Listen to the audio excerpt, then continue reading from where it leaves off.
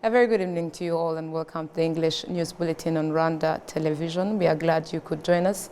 Let us begin with the headlines. At the 79th session of the UN General Assembly, Rwanda's Minister of Foreign Affairs and International Cooperation, Ambassador Olivier Nduhungirehe, joined Under Secretary General Alice Waremu Nderitu for a fireside chat on combating hate speech. Surgeons from the UK are currently operating on female patients at the University Teaching Hospital of Butare in Hui district of the Southern Province, providing specialized care as part of a health tour organized by the organization Rwanda Legacy of Hope.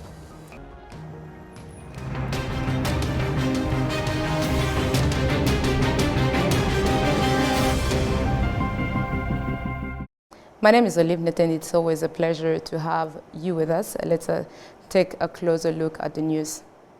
At the ongoing 79th session of the UN General Assembly, Rwanda's Minister of Foreign Affairs and International Cooperation, Ambassador Olivier Nduhungirehe, has joined Under Secretary General and Special Advisor to the UN Secretary General on the Prevention of Genocide, Alice Waremu Nderitu, for a fireside chat on addressing the dangers of hate speech. During the discussion, the minister responded to the issues of dealing with genocide denial and bring perpetrators to justice. Let's take a look at the interview. After the genocide happens, we do know that the court processes that deal with the crime of genocide, so the International Criminal Tribunal for Rwanda, the International Criminal Tribunal for the former Yugoslavia, the Nuremberg courts, they can only deal with very few people. That majority of the perpetrators of genocide are not held to account. To kill 1 million people in Rwanda means that more than 1 million or maybe close to 1 million people were involved in the genocide, and so many of them were not brought to account.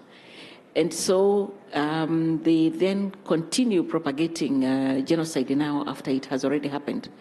So I'm asking Excellency, and I know that this is something that has affected the community that was targeted for genocide in Rwanda, about genocide denial. What is it that we can do? What can be done better? How do we counter genocide denial? Thank you. Genocide denial is a real issue, and actually all genocides have their own deniers. You mentioned the Holocaust, the genocide in Srebrenica and others, and we believe, as it was said, some of the scholars of genocide, that is the last stage of the crime itself. Because those who committed it propagate this theory of it didn't exist or it didn't exist as they say. So, but we are facing it now. We have many denials of genocide. At the national level, in Rwanda, of course, we are raising awareness. There is the remembrance of the genocide, the activities that we do for Kwibuka, for the annual remembrance, to educate also that young population, to tell them about the danger of hate speech, of denying a crime that was committed and established by international jurisdictions. But also we have a law that criminalizes genocide ideology, including genocide denial and minimization. Then at the international level, this is actually where we have the most difficulties, I would say, because there's also remembrance. The same activities that we do at the national level, we do that at the international level, remembrance with the genocide memorials, with the education of our community, but also of local young people, so that they know about the genocide. But then they mentioned the issue of justice. It's a bit, we have difficulties in that regard. Yes, there was the International Criminal Tribunal for Rwanda, which indicted, I would say, only the masterminds, some of the officials. I think 96 persons were indicted. But we have the genocide that was committed against the Tutsi in Rwanda was organized by, of course, an administration, people who could flee to Europe, to North America, to faraway countries. So then, and we have sent now more than 1,100 arrest warrants against those people in 33 different countries. But very few of them were acted upon. And it's still a challenge. Now, 30 years later, we still have a huge challenge. We always say about Western countries, but even in Africa, we have big challenge of having people prosecuted, because we believe in that principle, that legal principle, aut dedere aut judicare, either extradite or prosecute in your country. So, and then we have really, I would say, disappointing feedback from a number of countries, and then those are precisely the people that are propagating hate speech and genocide denial everywhere. And now, since we have 30 years have passed, those people are aging because they were officials. They are now in their 70s and their 80s.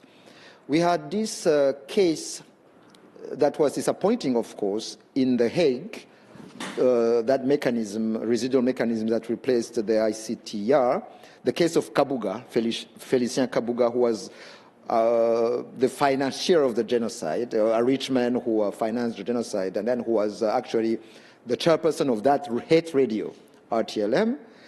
He can no more be tried in The Hague because he had dementia. He's, I think, almost 90 years. And we have several cases of those people who are in their 80s and 90s who will soon not be able to be prosecuted because there is a lack of action of the countries that should be acting to prosecute those people. So it's something that we need to act, and we are continuing engaging several countries in that regard. To more news, Rwanda kicked off on Wednesday the consolidated export shipment under the African Continental Free Trade Area, with the first shipment to Ghana. Exporters vowed to reinforce quantity and quality of their products. Prince Manzi with more. Kicking off, 900 kilograms of products like coffee, tea, honey and avocado oil were exported to Ghana, West Africa. Government officials and various partners participated in the flag-off event. According to the Minister of Trade and Industry, Prudence Sebahizi, this program is going to open doors for the private sector, mainly small and medium enterprises. Today's event, it's going to open doors for our private sector. It's going to open doors for our small and medium enterprises for them to access the AfCFTA market. And the third story about this event is about small and medium enterprises that have been able to export through this initiative. Producers of coffee, producers of tea, producers of avocado oil, producers of honey, I'm told producers of milk are also on board. And more importantly, how do our government institutions support them? Nidukunda Mugeni, one of the exporters in this first cohort through the AfCFTA, reiterates that this is a motivation for enhancing the quality and quantity of their produce. Uyu munsi ndishimye cyane, ni umunsi mwiza kandi ni umunsi twongerera imbaraga. I'm so glad today. We are motivated, and this is a great opportunity to being introduced to the AfCFTA. It is obvious that Rwandans are able and capable of producing greater products that compete on international markets. Twakora product nziza kandi zahangana ku ruhando mpuzamahanga. Mugeni and other entrepreneurs were brought together by the Igire Continental Trading Company Limited after being licensed by the National Agricultural Export Development Board, NAEB. Its Chief Executive Officer, Bridget Harrington, affirms that the aim is to promote intra-Africa trade. Our mission is to promote the exports of agricultural products, and particularly since the agricultural products that you're dealing with have had value added, this is perfect. So this is how everything came about. So first we formed the company in April, then in about a week or two later, we received an appointment letter from the Ministry of Trade, and about a week after that, maybe 2 weeks after that, we received the confirmation letter from AFCFTA Secretariat confirming that we were the appointed AFCFTA trading company here in Rwanda. And so what does that mean? What it basically means is that we are charged with importing under AFCFTA. So last December, Ijeri Coffee imported cocoa powder from Ghana that's now to Rwanda. It's now being sold in Sawa City and also in Simba. And that came in under AFCFTA. And now this is our first maiden shipment under Ijeri Continental Trading Company. Titian Donde, the chief of party of Kungahara, a partner in this program, reiterates that the partnership with the government of Rwanda will continue to empower small and medium enterprises. So we will continue to support Rwanda's export efforts, but today marks a huge, significant milestone in African trade as Rwanda sends off high-value agricultural export shipments to Ghana. Under the AFCTFA Guided Trade Initiative, this achievement reflects enhanced trade collaboration across Africa, contributing to economic growth, job creation, and regional integration. Under this program, for consignments exceeding 1 ton, the tariff is on $1 per kilogram and $1.40 per kilogram of consignments less than a ton. The normal rate is $1.80 per kilogram. Thank you, Prince, for the details. Now to health matters. Surgeons from the UK are currently operating on female patients at the University Teaching Hospital of Butare in Hue district of the Southern Province, providing specialized care as part of the health tour organized by our organization, Rwanda Legacy of Hope. For this entire week, the surgeons will be focusing on assisting women with fertility problems. So all the women so far have had problems with their blocked fallopian tubes. One of them had a fibroid, so we're taking the fibroid out, and hopefully you would hope that they would be able to achieve a pregnancy in the future on their own. So I think for me it's still the same thing about having to prevent disease rather than treat. So you get your fallopian tubes blocked for different reasons, and the most common reason is an infection. So you can have an appendicitis that doesn't get treated on time, that can cause infection, that can affect your fallopian tubes. You can have an STI, that's another word for a sexually transmitted infection that can block your tubes. You can have previous laparotomy, which is abdominal operations for any other condition like your bowel condition, and they will cause you to have adhesions that can block your fallopian tubes. So if we can get things right the first time and avoid the blocked fallopian tubes, that would certainly stop me doing any work. But most importantly, for some patients, unfortunate that I can't do anything, so I can't even fix the blocked fallopian tubes. And for those patients, their options are limited to having just keyhole surgery. And if that doesn't work, then you're looking about IVF treatment, which is in vitro fertilization.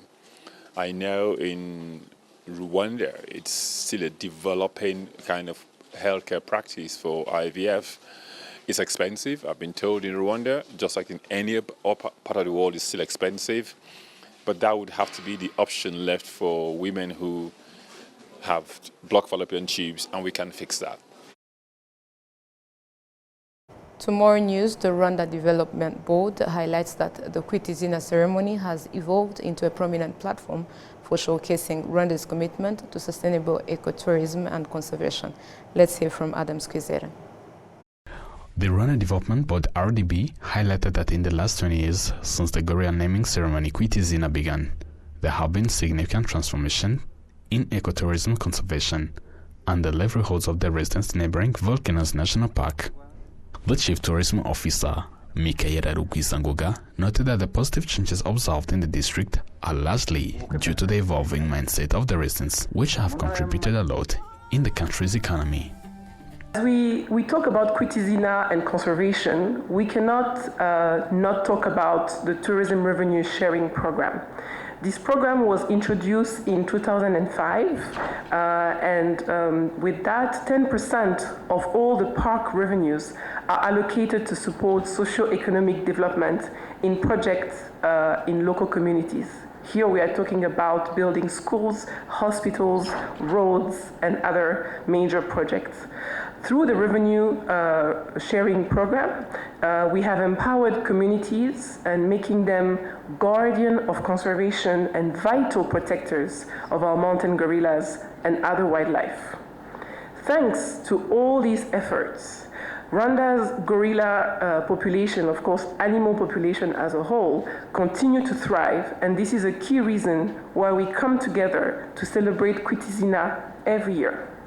Since 2005, 659 community projects with a total value of 5.5 billion Rwandan francs have been initiated, primarily benefiting residents living near Volcanoes National Park.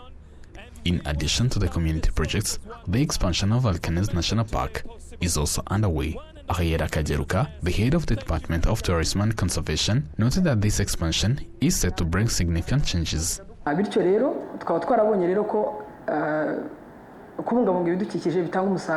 We have seen that conservation significantly benefits our country's economy and the residents' neighboring national parks. This will be demonstrated through a 10-year project which will particularly highlight the beneficiaries, primarily the residents living near the parks, as they are the main recipients of the profits generated from these areas.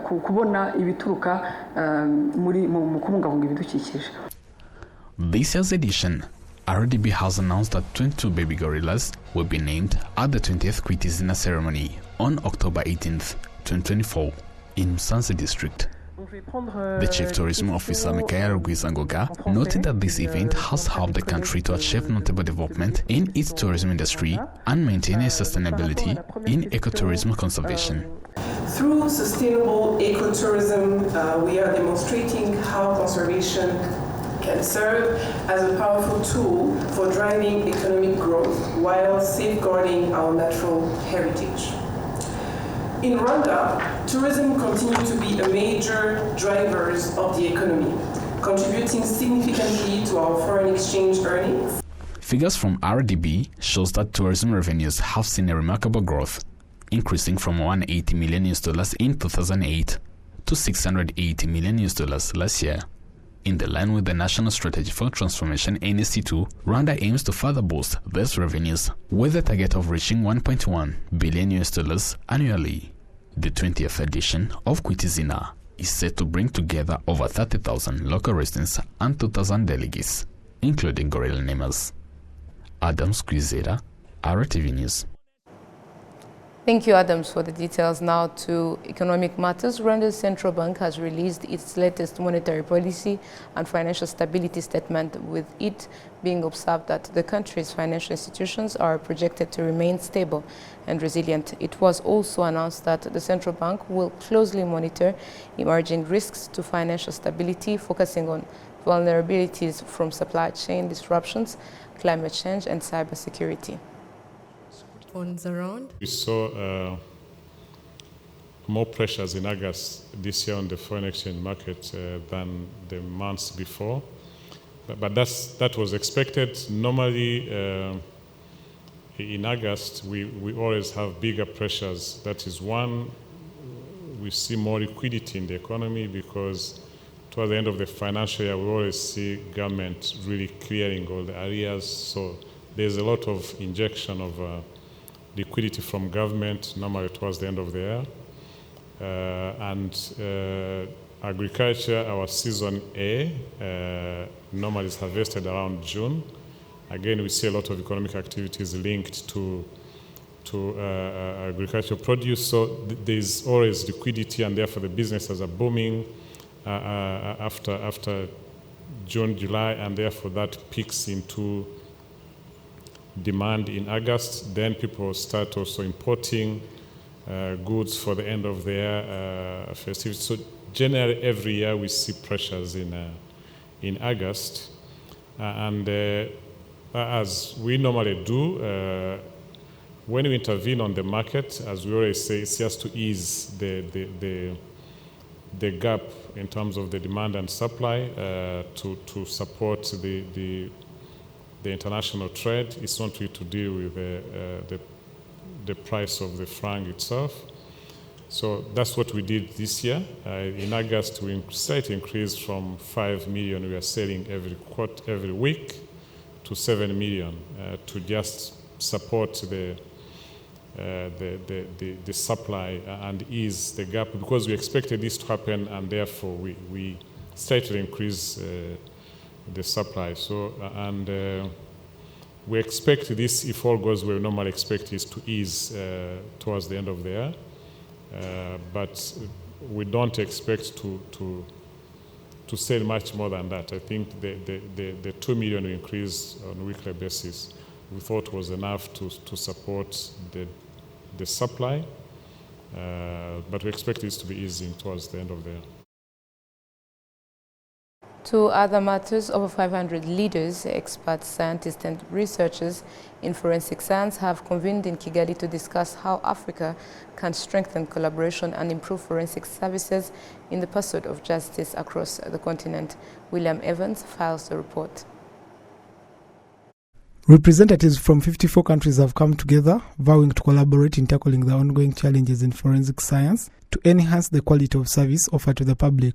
Rwanda's Minister of Justice emphasized the significant progress Rwanda has made in this field and how it continues to play an important role in advancing justice. Rwanda has chosen to put justice into primary priorities for its citizens, as we have invested in ensuring quality justice is delivered to all the citizens of our country.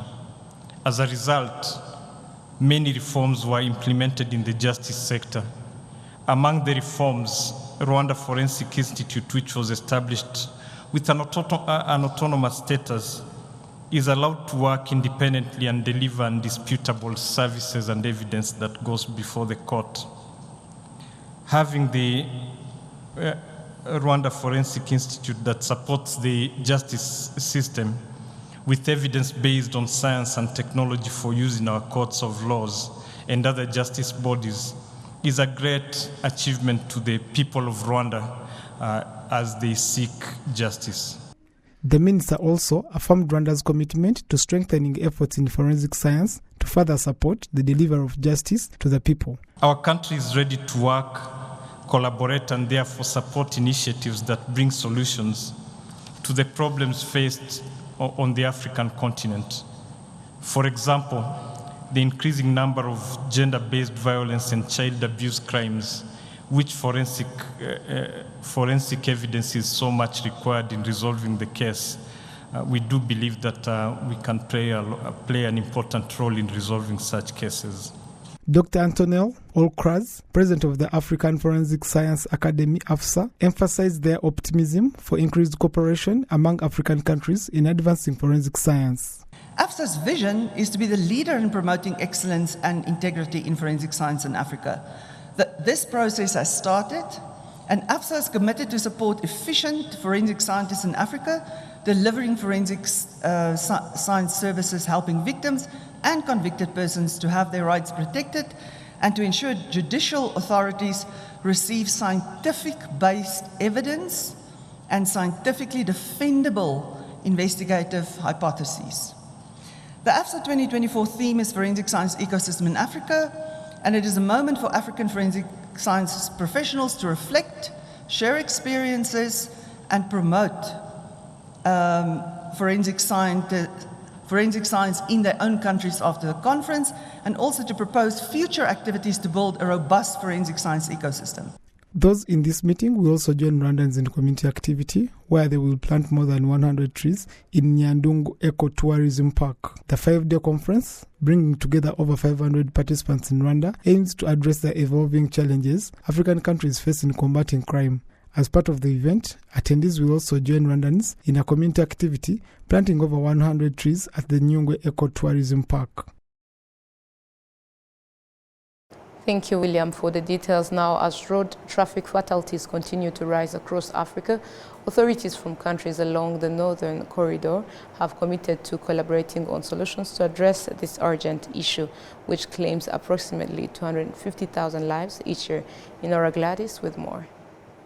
Statistics from the World Health Organization shows that the number of people dying from road accidents worldwide has decreased up to 5% in the past 10 years. but in Africa it has increased to 17% because of some reasons such as lack of rules and regulations that should be imposed on people using roads. High speed in the road, drunk drivers, and not using seatbelts for those using cars as their means of transport. The Executive Secretary of the Northern Corridor of 6 countries that chooses the Northern Corridor, Dr. John Deng Dier Ding, points out that Rwanda has made a big step in solving this problem through the program named Gerayo Amahoro. So yes, Rwanda is an example in the region, and we want Rwanda to continue to achieve that level of perfection that we have for Europe, so that it can be an example. Now we are planning to bring traffic police from Kenya, from the region to Rwanda next month, to come and learn what Rwandans do differently that has reduced the fatalities on the roads. So we are here to save every single life that is left. It doesn't mean that Rwanda is not doing well. Rwanda is the best in the region in terms of traffic management, but we want to save every life on these roads. Passengers and drivers of different sort of vehicles in Kigali city say that the program of Gerayo Amahoro has started to make good impact, even though some of them don't apply it properly. Some of them obey the rules, but not all of them. What I can advise my fellow motorists is that they should stop working when they are tired, because you find some of them working day and night, which is not right. Some people use the pedestrian road. Knowledgeable drivers also stop and let pedestrians cross the road. Only the ones who haven't yet changed their mindset. The Rwanda National Police and the Ministry of Infrastructures point out that they will continue using this program properly and working with other countries to maintain road security. There should not be such problems, because it is why we have these awareness programs. As they said, that they appreciated it, so that also in their home countries it should progress. Another thing especially is for the fatigue for truck drivers. That is a big challenge. We have already made a solution for it together with the other countries we are working with in this campaign. Rwanda has occurred to be the 3rd country to receive this awareness campaign that include all countries from the Northern Corridor to Mombasa Port, which is Kenya, South Sudan, Burundi, Democratic Republic of Congo, Uganda, and Rwanda. Among these countries, Rwanda is the one having a small number of dying people due to road accidents. Organizers of this campaign point out that they will do everything possible to reduce the number of people dying due to road accidents, because they harm a lot of lives and distract infrastructures and people's properties. Enora Gladys, RwandaTV News. Moving ahead, the African Development Bank and the National Institute of Statistics in Rwanda, along with statistical researchers, are engaging in discussions aimed at enhancing data governance within critical institutions to foster development. Enora Gladys once more. During this discussion, the Director General of the National Institute of Statistics of Rwanda, Mr. Ivan Morenzi, explained that the main theme is to access various data beyond traditional surveys they do, which requires it to be collected from some institutions. The main theme is about how we can access various data beyond the traditional surveys and censuses that we do, that the data that comes from private sector, from government systems. One, ensure that it is harnessed well, following the right protocols of data privacy, but also ensure that it's meaningful to the users, the various decision makers, and that it's well protected, that the providers of that data have the trust to continue to share it. So those are the various dynamics we are discussing about. We have experts from around the world who are sharing different experiences, but also sharing tools, ideas of how this can be done in statistics offices, in central banks, and in other government institutions. The Director of Statistics in Africa Development Bank, Babatunde Samson Omotosho, points out that their aim is to know problems that can be solved by providing data to make development impact. We feel it is really very important for us to start focusing on issues around data and data governance. I mean, without data governance, we're going to have a lot of breaches that could make policy making really very difficult. And that's why we're here in this beautiful city of Rwanda to discuss issues around data governance. The Director General of the National Institute of Statistics of Rwanda, Mr. Ivan Murenzi, also explains that they still face a challenge of traditional data surveys, which is still very costly. One challenge is that traditional data through surveys is very costly and can only be done after a period, let's say 3 years or 5 years, for example. Some of you are familiar with one of the major surveys that we do here in Rwanda, the Demographic Health Survey. This is one we do every 5 years. Now, in between, there are lots of data from the health sector. From hospitals, from health community workers, data collected on health. And now we have the civil registration system in Rwanda. So how can that data that is coming from different systems complement the survey that comes after 5 years? So one challenge is the periodicity of traditional data, which can be managed or complemented by more regular data that comes from these systems.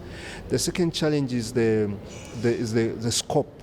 The survey only goes by a sample of people you have been able to interview and with the right methodology generalize.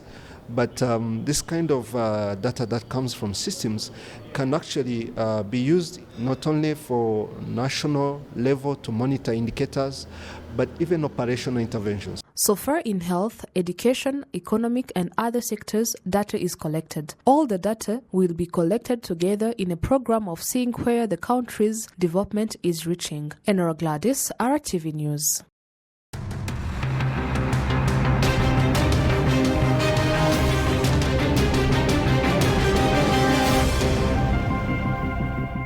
On behalf of the technical and news production team, thank you for being with us. Until next time, goodbye.